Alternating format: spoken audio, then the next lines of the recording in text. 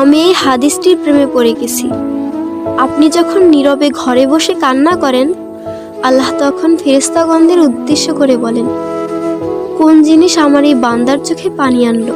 ফেরেশতাগণ বলেন, আপনার বান্দা সুখে নেই, আপনার বান্দা অনেক দিন হাসেনি। এই বলে ফেরেশতাগণ কান্না করতে থাকেন এবং আল্লাহকে বলেন, হে আমার রব, আপনি জানেন আপনার এই বান্দার হৃদয়ে কি রয়েছে, অতএব আপনি তার জন্য সবকিছু সহজ করে দিন। আল্লাহ বলেন, আমার এই বান্দা এমন কিছু জীবন থেকে হারিয়ে ফেলেছে যা সে অধিক ভালোবেসেছিল। অতএব আল্লাহ বলেন, আমি শপথ করছি, আমার বান্দা তার জীবন থেকে যা হারিয়েছে এর চেয়ে উত্তম জিনিস তাকে এনে দেব, যা দেখে দুনিয়া ও আখিরাতের সবাই বিস্মিত হবে। আলহামদুলিল্লাহ।